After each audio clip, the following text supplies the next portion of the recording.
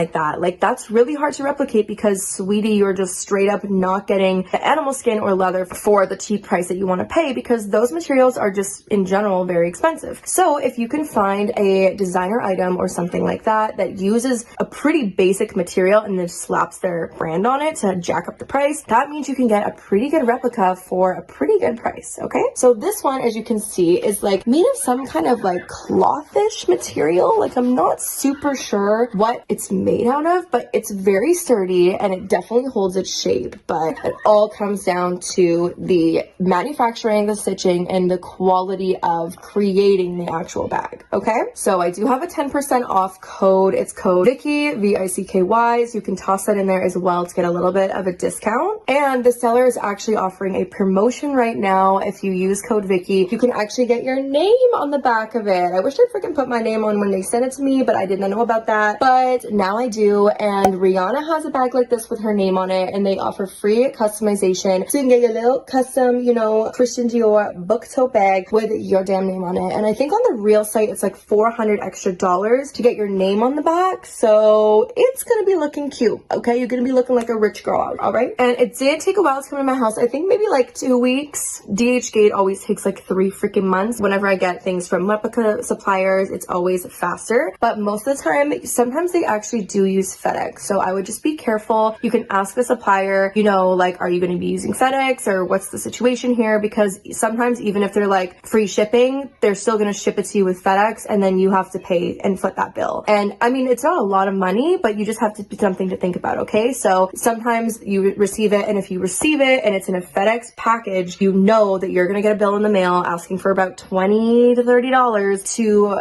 pay for that shipping. So just because they say shipping's free doesn't mean that you don't have to pay anything. Okay, so just be wary of that. Just think about that before you order this. It also came with like a legit bag. Like, hi, I just went to the Dior store and now I have a big Dior bag, so do with this what you will. It did come with that, which is great. Came with the receipts of authenticity, so I don't even know why I'm showing this because it's not real. I haven't even unpacked this bag yet because I wanted to show you right away, but it had little protector handle things on there, and it had some stuff inside the bag just to, like, you know, keep its shape, which is good. We have the cloth bag here. Honestly, not that bad of a cloth bag. Like, it's obviously wrinkly, but I mean, it's not that bad. It could be worse. These bags are good because you can squish them down and they're a little compact, but when you're ready to use it, then you just open it up. It's kind of been in this package for a while, so I think I need to like put some stuff in it to really open it. But honestly,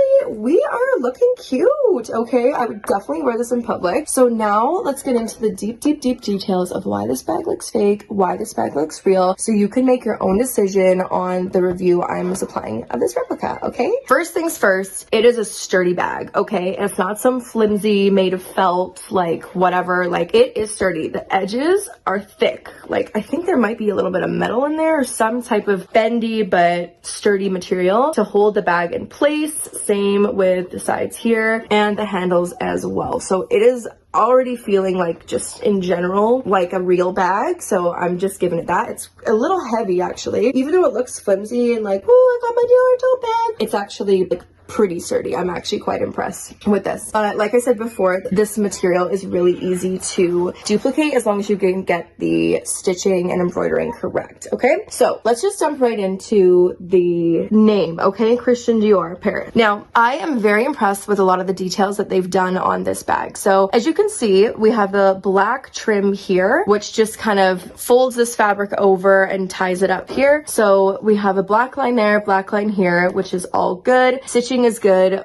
We have this kind of like salt and pepper vibe going on both of these sides here, and I'm actually impressed because the diagonal that is up here and the diagonal down here are reversed, which is exactly like the real bag. Okay, a lot of the time with replicas, they don't catch that, and they honestly, like, sometimes they don't even do diagonal, they just do like dots. So that is super impressive. And then we have the, you know, beige kind of sandwiching here with the color inside, and Christian Dior Paris. The Paris is actually super super impressive. Like the font is exactly the same, stitching, spacing, letter width, like I'm impressed. Christian Dior, the one thing is it's a kind of like elevated a bit, and I'm not sure if it's like that on the real bag. The real bag looks like it's more flat into the fabric, but this one I've just embroidered on. I actually like this look better, so that is something. And the letters should be a tiny bit closer together, but like literally like 0.0 millimeters. So this, I'm just at this point looking for things to find for this bag because it is so beautiful and I can't wait to wear this out. And of course the black goes all the way down. It should oversee this pattern, which is correct. And Paris, So yep, that is a good situation. We have the stitching up here. As you can see, there's one tiny line here and one tiny line there. Goes all the way across. Correct. And that's pretty much all for the front. Oh, the folding here, I was even impressed because it looks like they folded it and then stitched it, and that is correct as well on the real bag. So literally it's just check all the way across here. Thing is with Dior is with their lettering pattern is every bag is just a tiny bit different. Like it's supposed to be all the same, but sometimes, you know, things are a little bit off. So just kind of be wary of that. If this bag or if your real bag doesn't exactly look like the one on the website, you know, like not every bag is exactly the same with the pattern. So like for example, this bag, if I compare it to the one on the website, I would have liked it to be a little bit shifted down, just kind of literally on every side, down. Like it literally just seems like it just needs to be moved a little bit. Like I've counted, for example, on the back here, let's see, there's 1, 2, 3, 4 dots. You see that? 1, 2, 3, 4, and there should be a 5th dot that shows up here. So if this pattern was just tiny little bit shifted down, then it would be exactly the same as the website. But you know, not every bag is the same, and literally nobody will notice that. It's just the fact that I'm comparing this side by side with the other bag. Okay. And of course, if you do get their customization service, your name will be on the back here, just like my girl Miana, you know. So that is something cool that they offering. Should fold up like this. Dior pattern all on the bottom here. Black should go all the way across. Check. And yep, folded in there, looking good. Actually quite spacious. In there we have the Christian Dior Paris, made in Italy. Good. You don't want it to say anything else. You don't want it to say France. You don't want it to say Spain. The bag's got to get their home countries correct. Actually pretty impressed with this bag, not gonna lie. So the handles should be stiff. They should not be like super floppy or anything. They should be like upright and eligible to like carry the bag. So yeah, that is pretty much the whole review on the bag. I literally had to look so hard to find anything wrong with this bag because it is actually like crazy good. But all the information will be in the bottom if you're interested in this. It's a fairly new bag, and when you buy reps of new bags, it's good because people are like, oh, that bag just came out, like it's got to be real kind of thing. Whereas like the Louis Vuitton crossbody pochette, and it's written very nicely. It looks very good, even that we have had it for years. And then we have the stitches. Once again, you can nearly almost not tell that they have also stitched over here, and on the fake one you can tell. We are going to show that in a bit. I'm going to continue on the fake and we're going to turn back. So as we've stated before, there is the Chanel logo that was quite different. And then here is very spacious. If you open it up, it has a lot of excess skin inside. I'm going to, if you want to fill it up, you can see, because on the real Chanel it's very stretched out and you cannot like touch the excess leather. And then continuing on, you have the inside is very spacious, like we've mentioned, and also you can see that there are definitely many stitches over here, and on the original one you couldn't see. And if you see this closely on the hardware, I don't think it's even written anything. I cannot tell. It's like just different letters and doesn't make any sense. So this is the first indicator. Once again, this is like very bad replica. It's not very good. I also would like to show you the authenticity code. The fake one did not have any, but this one does. So here it is. I do not have the authenticity card. It has been bought many years ago. So this is the original one. I don't know what you guys think. Do you want to see a comparison of really first replica, so we can try to find some? But overall, I think that if you look very closely, you can find many details in each bag. We really love the Maxi Chanel, and please be sure to check out the review that we had of the bag. And do not forget to subscribe to our channel if you want more details, and if you want to memorize more of everything that we've told today, please make sure to visit the brand's blogger. I will link the article down below. Thank you very much. Or the other, I'm gonna want the other in my collection someday. So I told myself, you know what, why should I wait until, you know, the price goes up and then get it? So since I saw that both of them were in stock, I decided to get both of them. Oh, I just knocked this over. Okay, but yeah, so since I saw that these two were in stock, I just bit the bullet and I bought them. So that is also the other reason why I did decide to get them both today, because I knew that the price was going to increase. And, you know, I already got the dummy bin for 19. I think I got this for like 2,000 something. So I'm like, why am I going to wait until, you know, one of these bags get a little bit more expensive to buy it when I knew that I wanted to complete my trifecta collection? So that is the reason why I bought them both at the same time. So one thing that I did want to mention really quick is that everything that I haven't owned is all for my hard work and dedication. I worked hard for everything that I have. I saved up for it, and that's why I got it for myself, because I do feel that I deserved it. And I did recently get promoted at work, and I did pass my board exams. So that is the reason why I did feel that I deserved these two bags.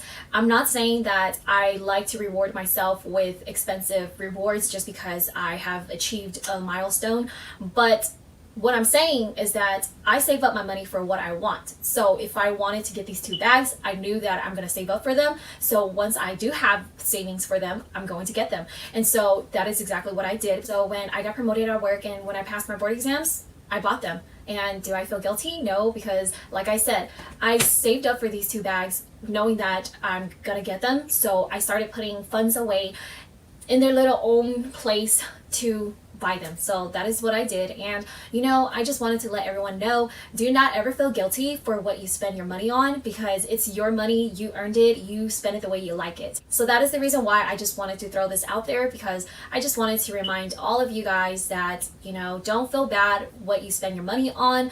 If you worked hard and you saved up for it and you want it, then you get it, because you know, we only live once.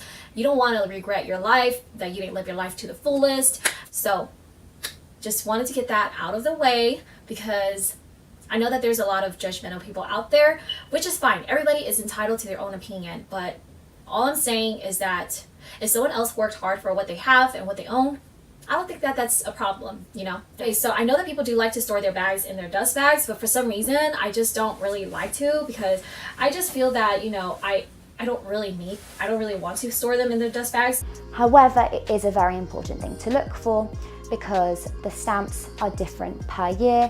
So sometimes we've had fake bags come in that are claiming to be bags from this year or brand new bags. However, the date stamp doesn't align with the year that they've claimed the bag is from. In addition, every single genuine Hermes Birkin has a significant stamping on the inside of the bag, which contains information about the year it was produced, the model, the colour, and also the artisan himself who made that exact bag. And these are all things that are very important when authenticating a Birkin. So, I hope that you've enjoyed talking through all of these human elements that we look for when authenticating a Birkin. However, here at Big Easter, we don't just rely on human authenticating alone. We have an entirely second stage of the authentication process where we rely on AI technology and microscopic technology. So we use a system where we take photos and analyze every single element of each bag using microscope technology, and this is then put through AI, which is able to compare each image through a database of millions of images of genuine Hermes products. We as humans simply don't have the capacity or skills to analyze these things on such a microscopic and granular level. The AI tools allow us an extra level of certainty when analyzing these pieces, and even tiny details such as the exact width of each little piece of letters in the stamp.